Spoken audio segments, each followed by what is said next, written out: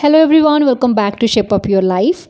आज मैं आपके साथ 7 ऐसे टिप्स शेयर करूंगी जिन पे 15 से 20 दिन रेगुलरली काम करने से आपकी काम पेंडिंग होने को लेकर जो कंप्लेंट्स हैं काफ़ी कम हो जाएंगी। ऐसा नहीं है कि आज जो भी मैं इस वीडियो में आपके साथ शेयर करूंगी वो कुछ नया है, लेकिन कई बार पता होते हुए भी कुछ चीज़ें माइंड से स्लिप कर जाती हैं, तो उसी का रिमाइंडर है ये वीडियो।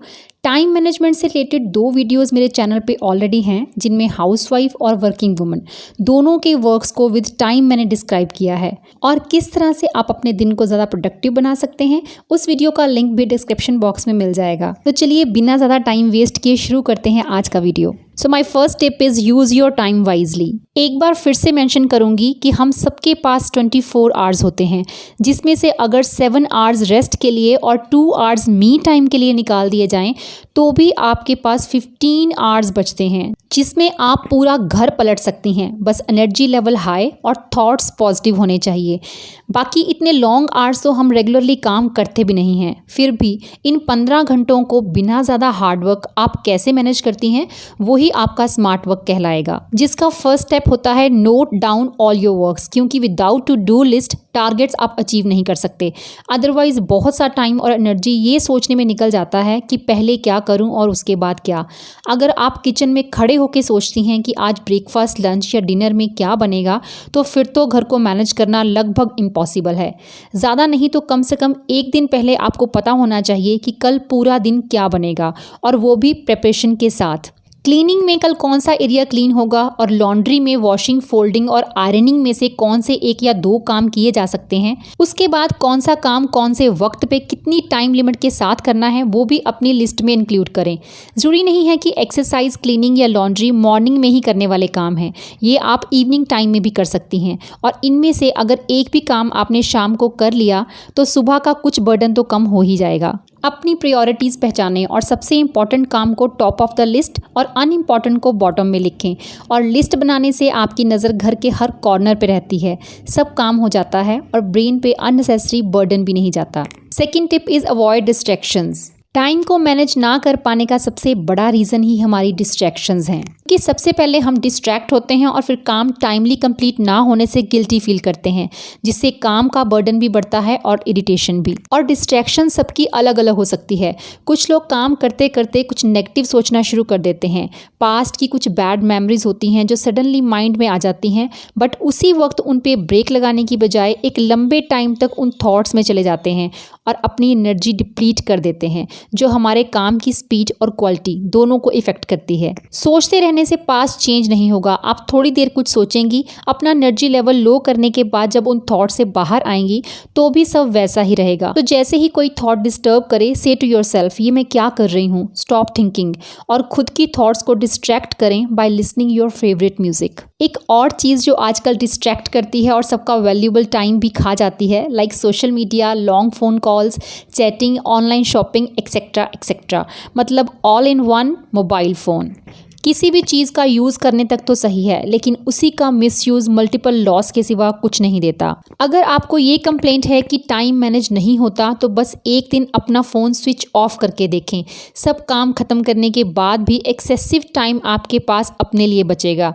ये सिर्फ मैं एक दिन एक्सपेरिमेंट करने के लिए कह रही हूँ। कोई इमरजेंसी कॉल घर के किसी और मेंबर के फ़ोन पे भी आ सकती है, या फिर स्विच ऑफ करने की बजाय ड्यूरिंग वर्क आप अपने फ़ोन की नोटिफिकेशंस बंद कर सकते हैं। और वैसे भी कोई ऐसा सुनामी नहीं आएगा अगर सब कुछ निपटाने के बाद आप फ़ोन ऑन करती हैं। हर 2 मिनट के बाद नोटिफिकेशन चेक करने के बजाय अपने लिए एक टाइम सेट करें कि आप हर 2 या 3 घंटे के बाद फ़ोन चेक करेंगी, या फिर पूरे दिन के काम का एक पार्ट खत्म करने के बाद 1 आवर फ़ोन के लिए रखेंगी, जिसे आप अपना ब्रेक टाइम भी कह सकती हैं। Third tip is multitask. कई लोग कहते हैं कि एक टाइम पे एक ही काम किया जाए तो वो परफेक्शन के साथ होता है, लेकिन ये लॉ चलता है स्टडीज़ या अगर आप कोई ऑफिस वर्क कर रहे हैं तो। हाउस चोर्स करते करते आप एक साथ कई काम कर सकते हैं। जैसे किचन में कुकिंग करते करते आप किसी पर्टिकुलर ड्रॉर को क्लीन कर सकते हैं, उसे रीऑर्गेनाइज कर सकते हैं। काम करते हुए फ्रिज आप पता नहीं कितनी बार खोलती हैं, तो उसमें से जो लेफ्ट ओवर पड़ा होता है उसे भी निकाल के बाहर फेंक दें। फ्रिज मैट्स क्लीन किए जा सकते हैं। धुले हुए बर्तन जो ड्राई हो चुके हैं उन्हें उनकी जगह पे रखा जा सकता है। सामान उठा के किचन काउंटर की डीप क्लीनिंग की जा सकती है। चाय बनाते वक्त फोन पे लगे रहने से बेटर है कि आप नेक्स्ट मील के लिए कुछ चॉपिंग कर लें। और ये मिस्टर उदय जिनको हर 1 घंटे में भूख लगती है और हर बार खाने के लिए उसे कुछ नया चाहिए जो वो अपने लिए खुद कुक करता है। बच्चे बड़े हो जाते हैं तो आपका उनके लिए कुछ एक्स्ट्रा कुक करने का बर्डन कम हो जाता है, स्पेशली तब जब बच्चों को भी कुकिंग का शौक हो। मैं इस मामले में लकी हूँ। मल्टीटास्क करने की बात मैं इसलिए कर रही हूँ क्योंकि इससे कम टाइम में ज़्यादा काम निपटाए जा सकते हैं। ये आप पे डिपेंड करता है कि सिंगल काम पे फोकस करके आप ज़्यादा टाइम घर के कामों में यूटिलाइज करना चाहती हैं या फिर जिस भी एरिया में आप कुछ काम कर रही हैं वहाँ अगर कुछ और करने लायक दिखता है तो उसे भी साथ ही में करके अपना बर्डन कम कर सकती हैं। 4th tip is managing work with guests. हम रेगुलरली अपने शेड्यूल के अकॉर्डिंगली काम कर रहे हैं, बट अगर घर में अचानक गेस्ट आ जाएं, क्या तब काम मैनेज किया जा सकता है? अब यहाँ पे 2 चीज़ें हैं।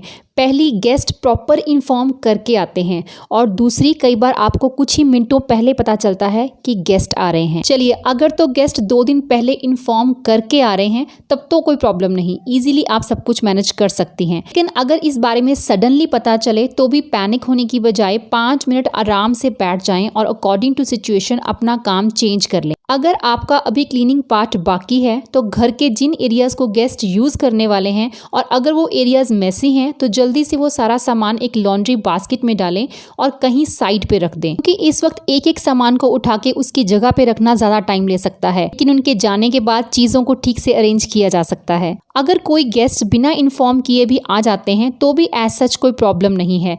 अगर आप रेगुलरली अपना काम प्लान करते ठीक से करती हैं तो मुझे नहीं लगता कि थोड़े टाइम या 1 या 2 दिन के लिए अपने शेड्यूल के अकॉर्डिंगली काम ना करने से आपका बर्डन बढ़ जाएगा। इंजॉय हॉस्पिटैलिटी, मेहमान नवाजी को भी इंजॉय करें। It's life. सब कुछ हमारी प्लानिंग के अकॉर्डिंगली ही चले ये ज़रूरी तो नहीं। इवन अपनी लाइफ को लेके भी हम कितनी प्लानिंग्स करते हैं और सिचुएशन उस प्लानिंग के अकॉर्डिंगली ही आए, ऐसा कहाँ हो पाता है। और यहाँ जो वर्ड काम करता है वो है एडजस्टमेंट्स। जो गेस्ट हमारे घर आते हैं वो हमसे कनेक्टेड हैं तो आते हैं, सो अटेंड देम रिस्पेक्टफुली। काम तो कभी ख़त्म नहीं होंगे। Next tip is use your time while watching TV. जब मैं छोटी थी तो सब बच्चों की तरह टीवी देखना मुझे भी बहुत पसंद था और मेरे पापा हमेशा एक बात कहते थे, TV is an idiot box, और वो आज भी यही कहते हैं। फिर भी टेलीविज़न पे कोई ना कोई फेवरेट शो सबका होता है, लेकिन शो देखने के साथ साथ अगर इस टाइम को किसी दूसरे काम को निपटाने के लिए भी यूज़ किया जाए तो ऑब्वियसली आप अपना 1 से 1.5 घंटा सेव कर सकते हैं। मैं टीवी बहुत कम देखती हूँ। आजकल मेरा फेवरेट शो चल रहा है तो 3 मंथ्स के लिए मेरा टीवी टाइम फिक्स हो गया है। लेकिन टीवी पे टाइम स्पेंड करने के साथ साथ आप ऐसे कई काम निपटा सकती हैं जो जनरली करना आपको बहुत बोरिंग लगता है, लाइक कपड़ों को आयरन करना, कपड़ों को फोल्ड करना, गार्लिक पील करके स्टोर करना और एनी अदर चॉपिंग। इस तरह काम करने से आपको बोरिंग काम भी इंटरेस्टिंग लगने लगता है और कब काम खत्म हो गया पता ही नहीं चलता और आप एक क्वालिटी टाइम खुद के लिए सेव कर सकते हैं। नेक्स्ट टिप पे share your work with family. मान लें वर्कलोड ज़्यादा है और टाइमली आप काम को कंप्लीट नहीं कर पा रहे हैं तो डेफिनेटली इरिटेट होकर आप एग्रेशन को इन्विटेशन देंगी, लेकिन उस कंडीशन में जाने की बजाय आप स्मार्टली अपने काम को दूसरे फैमिली मेम्बर्स के साथ शेयर कर सकती हैं।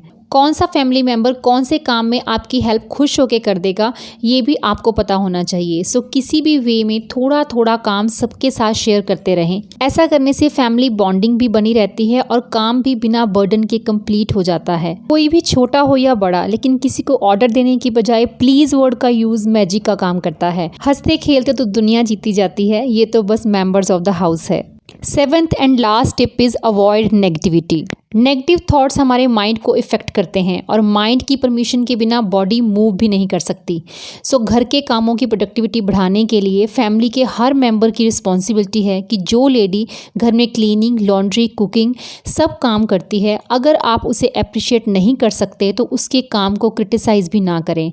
हम लेडीज़ सालों कुकिंग करती हैं, लेकिन कई बार खाना बनाते वक्त कुछ गड़बड़ भी हो जाती है तो फैमिली इसे इग्नोर भी कर सकती है या फिर बहुत ही डिसेंट वे में बताया जा सकता है कि खाने में क्या कमी है। लेकिन कई घरों में इस चीज़ को बहुत रूडली बोला जाता है जिससे पूरा एटमॉस्फेयर ही नेगेटिव हो जाता है। सो लेडीज़, इस तरह की नेगेटिविटी आप स्मार्टली इग्नोर करें, अपने काम पे फोकस करें। कोई आपको अप्रिशिएट करे ना करें, खुद को अप्रिशिएट करें कि आप एक बेस्ट होम मेकर हैं। काम घर का हो या बाहर का, लेकिन अगर बर्डन समझ के किया जाए तो बहुत तकलीफ देता है। अगर आपके पास कोई ऑप्शन है जिससे कोई बोरिंग काम आप दूसरों से करवा सकें देन फाइन। अगर पता हो कि रोते करें या हंस के करें, खुद को ही करना है, देन डोंट बॉदर।